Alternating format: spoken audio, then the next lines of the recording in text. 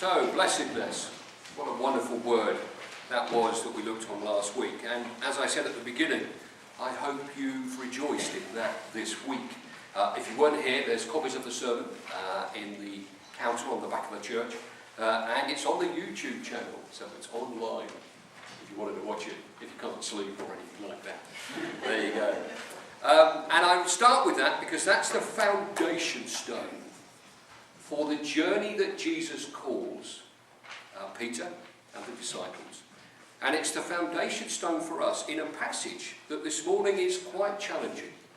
It's the kind of passage that when we hear it, we go, gulp. Well, that's not easy, and it's not. But that doesn't mean that the answer is to beat ourselves up or to feel guilty or anything like that, because we're blessed. God has granted his divine favour upon us. So we're going to start in Matthew chapter 4. We're going to save verses 1 to 11 till Lent. So we start at verse 12. I'll invite you to come with me to the Sea of Galilee. Some of you may have been there. I've not had the privilege yet. But you're standing on the seashore. It's a lovely day. Not much breeze. It's warm. The sky is blue. It's the year 30 AD or so. And as we stroll around the lake, we see a young man. He's about 30. He's a carpenter by profession.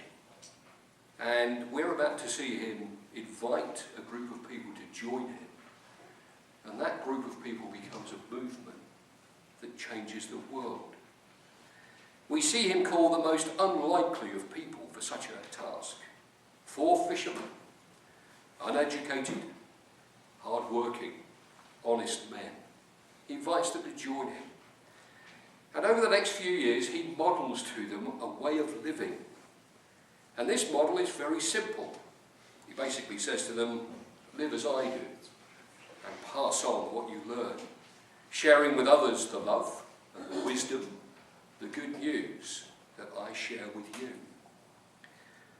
Of course, it's Jesus. It's the disciples.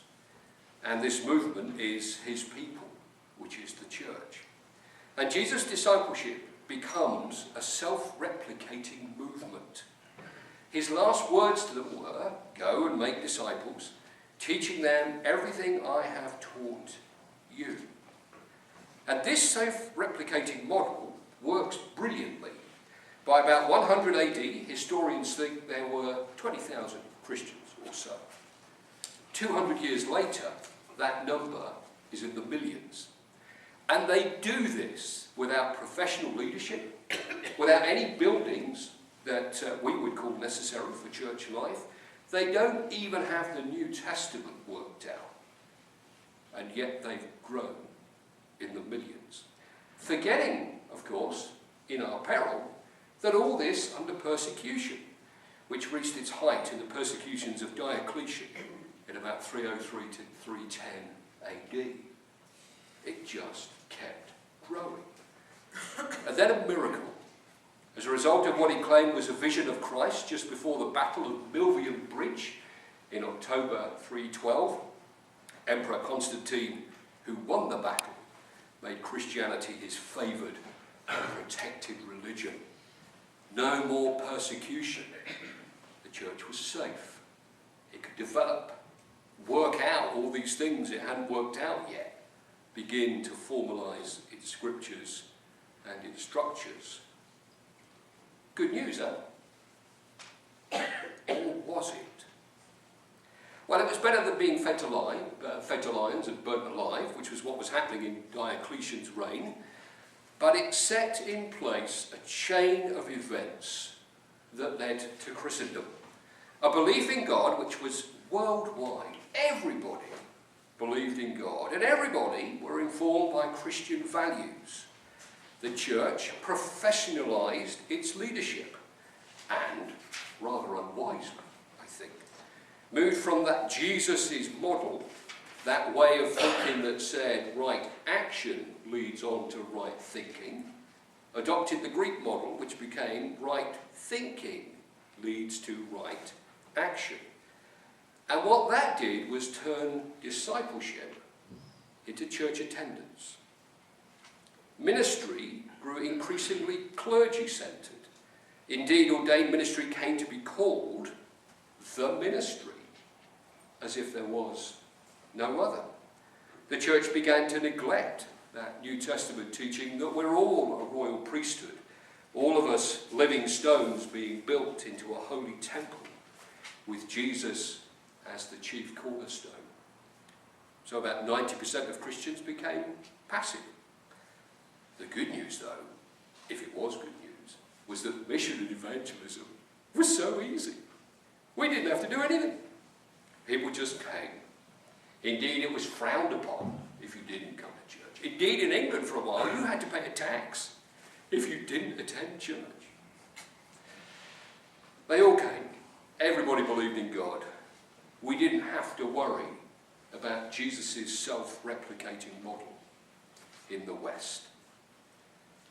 But for everybody who's here over 40 years old, Christendom has ended in our lifetime. Western culture has firmly rejected Christianity. The church is in decline in every denomination, in every Western country. Interesting, as an aside, in the East, South Korea, China, the church has flourished and grown. The story of the Chinese church in the last 50 years is quite amazing. But here we are, having to learn Jesus' self-replicating model all over again. And it's doing so. In 2004, the Mission Church Report shared ideas right across the Anglican Communion. Canadians are heavily involved in this, Alan and Cameron Roxburgh being just two examples. Forge Canada is an excellent training group of people, and they did a training day in Leduc in October, which I went to and was really helped by. And our own Bishop Jane has put mission back in the centre of our diocesan strategy. So we have to learn this all over again. For 1700 years it didn't matter, but now we're having to rediscover Jesus' model. And that's what we see in this wonderful passage. Let me read from verse 18 so you can see exactly what happens. As he walked by the Sea of Galilee, he saw two brothers, Simon, who is called Peter, and Andrew his brother, casting a net into the sea, for they were fishermen. And he said to them, "Follow me, and I will make you fish for men." Immediately they left their nets and followed him. As he went from there, he saw two other brothers, James, son of Zebedee, and his brother John, in the boat with their father Zebedee, mending their nets. And he called them. Immediately they left the boat and their father and followed him. That's it. Short and sweet and to the point. So he invites these four fishermen to join them. And he couches that invitation using language that they will understand. They're fishermen. So he uses fishing as an example to frame that invitation. If they were playing hockey, he would have used a hockey illustration. If they were using their smartphones, he probably would have used social media, because Jesus was always relevant and cultural and incarnational. He spoke in the language of the people whom he was with. But that invitation is amazing. He's basically inviting them to come with him and to build the other theme that Matthew starts introducing here, the kingdom. Come with me. Build the kingdom with me. Come on, let's go and see what happens. That's it. Come, follow me. Come where I go, and go where I send you, is the invitation. So just as we saw last week with Abraham, there's a calling to go. Abraham left his father's house and his country. For James and John, it was the same. Immediately they left the boat and their father and followed him. So this call of Jesus, this invitation to come and build the kingdom with him, involves a leaving somehow. There's a letting go. There's a call, not knowing for them the full story of who this Jesus was. They didn't know what it would mean for them. They didn't know what he would ask of them, nor where it would take them. Like Abraham, they are called on a journey to a final destination, but have no idea what the journey to that destination will be like, or how long it will take. Beginning to get the picture? Jesus calls us in exactly the same way. Come with me. Come with me. I love you. I'm dying for you. Come with me. Hand yourself over with me. Come with me. And let's build the kingdom together. And he invites us without us knowing the full story. We're not even sure that we can do it. We don't know where it's going to take us or what it's going to ask of us. How does he teach us? Well, the same with them. That as we work with him to grow the kingdom, live the kingdom, build the kingdom, Jesus uses mission to catalyse our discipleship. Now, did you catch that? That's a fishing joke. Get it? Catch that? Catch it. Jesus uses mission to catalyse our discipleship. What do I mean? To catalyse is to cause an action or process to begin. Now, you might have thought that Jesus would use worship, Sunday attendance, or Bible study, listening to sermons, receiving the sacraments. Well, of course, they're all important, and of course they're especially important, become more important in Christendom when we didn't have to worry about Jesus' model. But that's not what Jesus uses to start us off. He uses mission. And I can't tell you how serious I think this all is. Because I've observed that many churches do church as if we were still in Christendom, trying to do events that if we just found the right event, people would come. That's very much Christendom. And we're still selecting people to be trained as priests to do church in a Christendom model as if we were still in a Christendom culture. So if you wonder what I'm doing spending my time as Archdeacon for Mission and Discipleship, it's scratching my head about this. How do we help everybody realise where we are and shift the model? Because it asks us, this passage, well, how does Jesus do church? Well, it's follow me and share what you learn from me. Go where I send you, do as I ask you, let go and trust me. That's how Jesus does church. Bit different, isn't it, from what I grew up with? I still remember the vicar telling us all off one Sunday morning that we weren't going to the evening service as well, because that's what people used to do. It's different. It's very different indeed. So how does he teach us? He teaches us by inviting us to go with him and to be with him. And it's important, therefore, that we adopt Jesus' model. It's important that we create for ourselves opportunities to learn, to grow. It's important that we find ways of thinking, well, okay, people who didn't grow up in this Christendom model, what do they need? How can we find ways for them to explore what it means to be a Christian? How can we find ways for them to observe us being people who love one another so that then they can see, gently, without having to come along on a Sunday morning? And it's all that kind of thinking that's been the foundation of our mission action plan, to create opportunities for us to learn about this model, to learn about prayer, to learn what our gifts are, to learn how to use them. This is what Messy Church is about.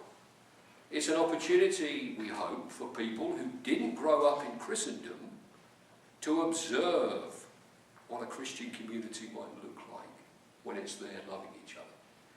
For those who grew up in Christendom, us, it doesn't feel like church at all. But it's not. It's a different model. It's not for children. I've seen grandparents be confirmed through coming to Messy Church. But it's a tool through which we can invite people for whom this service isn't appropriate. Say, come and see. This is what we do. We're a mad lot. We have fun. We love each other. We do all kinds of things. We eat lots of food. And we just encourage each other in life's journey. It might not suit us, but it might suit them. Along with a whole host of different other things that we can do as well. Pancake parties, film nights. How can we find the right cultural thing to connect with our friends, with where they are in their life? If they like hockey, maybe we watch some hockey together. If it's going to watch football, let's go and watch football. If it's music, then it's music. Just eating food or going for coffee. How do we connect with people with they are? How do we equip ourselves? This is all in this model that Jesus begins this day with these 4 people. But it raises some very obvious truths. What Jesus brings us to through Matthew's gospel here is an introduction to what being a disciple of Jesus actually means. He calls us to follow him. I can't think of anything more exciting in the world than being a disciple of Jesus. Wow. That the living God lives in us and goes through us. That he is with us every day. That by his divine grace we know his blessing. Wow. That's just fantastic. And as we go and be a blessing, as we go and love and pray for people, he works in us and through us. We may not know that. We may not see it. But he promises to be doing that. But it's a calling to go, to follow. There's a leaving. There's a letting go. It's a challenge. Christendom has changed for many of us. The model of church that we grew up with. There's a loss there. And we've got to acknowledge that. It was so much easier in Christendom. We just did our stuff and people turned up. Not anymore. That loss must be acknowledged. It must be acknowledged that it's no small feat to be a disciple in this culture. Which is why, to take us back to that foundation stone, how blessed you are. The living God loves you and me. He didn't make a mistake when he made us. And he's chosen through us to be the way that he shares his love with those in our lives. What a blessing that is. And the choice for all of us is, what are we going to do with that? If Jesus catalyses my following of him by the way that and this applies just as much to me as to everybody, if he uses that to catalyse my discipleship and nothing else, how am I going to share that love with people around me? At this training day I mentioned, most of us there were ministers. He talked about how Jesus worked through neighbours and friends. And he put up on the projector a screen. It was kind of like our house there, and then 9 squares around it. And he said, right, I'm going to give all of you 5 minutes. I want you to write down the name of the people who live in the 9 houses nearest to you. We all looked at each other. None of us could do it. And he then proceeded to say that ministers are the worst of this. In fact, he called this piece of paper the grid of shame. Because we're so busy in the church, we're not actually involved in simply sharing our love with our neighbours. Wow. It's challenging stuff. I've started. I think I've got about 3 of the 9 filled in. I've still got a long way to go. But this is how Jesus works in us and through us. Be without fear, he tells us, because I am with you. And as we do these things, then he works and we grow and we know more and more and more of his blessing. As we found out with the disciples, they didn't know anything. You may feel that we don't know enough. Over the course of this year, there'll be lots of things we'll be looking at this together, and Matthew takes us through how they learn. You may feel that, well, we need to know more about prayer and about all of this. Well, again, Matthew takes us through all of this. And what he does next is to show us how blessed we are. Blessed are you, he says a number of times in the next few verses. That's the Sermon on the Mount. And we're going to start that next Sunday. It's wonderful. But as we're seated, let's pray together.